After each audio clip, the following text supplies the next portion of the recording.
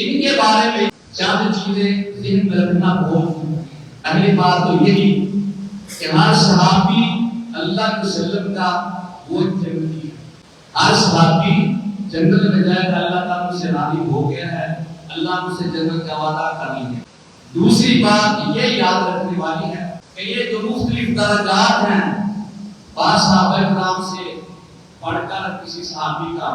ان درجات کی بنا پہ کسی صحابی کی تنقید میں مراد ہوتی ہے۔ اللہ تعالیٰ کو مقام دیا ہے، کسی صحابی کی تنقید بھی کرنی چاہیے، اس کا مقام زیادہ ہے، اس کا کم ہے، اس وہ اپنے اپنی جگہ پر، لیکن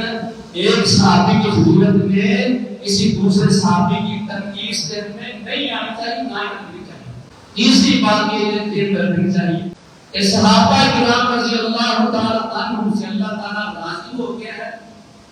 ان کی خطاؤں اور غلطیوں کے باوجود، ورنہ تم جو مرضی کرو میں تمہیں معاف کر دیا ہے۔ یہ جو ان کی خطائیں ان سے پوچھنے سے زیادہ انسان کو بشر کو حیاتی انسان بشر تھے نا، ان سے ایک سردت ہوئی، اللہ نے فرمایا میں تمہیں سب معاف کر دیا۔ ان کے یہ جو خطائیں یا غلطیاں نبی صلی اللہ علیہ وسلم کی زندگی میں ہو یا بعد میں، سب کو یہ اللہ تعالیٰ کی معافی شامل ہے۔ صحابہ کرام رضی اللہ تعالیٰ عنہم سے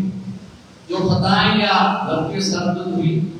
وہ کسی انسان سے اجتہادی چیزیں تھیں، کسی کا کسی سے اختلاف ہو جانا، جھگڑا ہو جانا، لڑائی ہو جانا، یہ سب ان کی اجتہادی چیزیں ہیں جن میں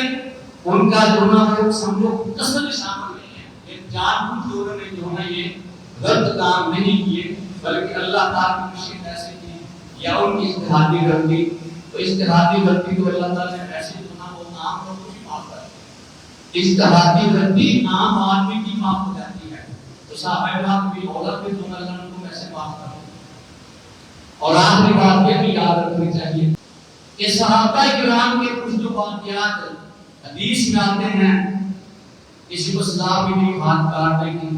کسی کو سزا ملی ہونا مرجم کی، کسی کو اور سزا ملی، کسی واقعات ہیں ان کو بطور تجزیہ یا تنقید آپ اس طرح نہیں کر سکتے۔ بس واقعے کو ہو گیا اللہ نے اس کو جو نا وہ ہر اللہ نے اپنے دین کو بھی مکمل کرنا تھا نا، سزائیں نافذ ہوئی ہیں، اللہ نے وہ بھی کر کے غلط چیز مکمل کی، اس لیے ان کو جو نا بطور تنقید یا بیٹھ کر تجزیہ کرتا رہے، فلاں نے یہ کیا، فلاں نے وہ کیا، فلاں نے یہ کیا، اس طرح کی چیزوں کو نہیں بیان کرنا، صرف بطور واقعہ ہے وہ ہو گیا اس کا بیان کرے جی۔ اسی لیے محدثین نے اصول طے کر دیا ہے الصحابہ کلهم عدول، سارے صحابہ عادل ہیں، عادل یعنی پاک باز ہیں،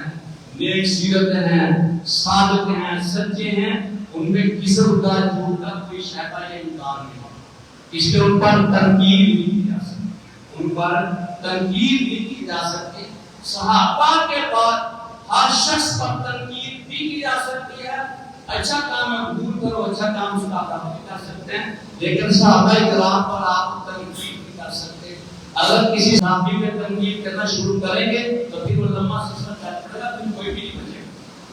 اس لیے محدثین اس دروازے پر بند کر دیا ہے کہ کسی صحابی پر کوئی تنقید نہیں کی جا سکتی۔ اگر کوئی کسی صحابی پر تنقید کرتا ہے اسے اپنی مان فکر کرنی چاہیے، یہ کام ہے یہ جو صحابہ کرام پر وہ تجزیہ کر رہا ہے، تبصرہ کر رہا ہے، ان کی جانچ پڑتال کر یہ تو کام پڑا ہے، یہ تو سوچ ان کی تو اللہ تعالی گواہیاں دے رہی ہیں،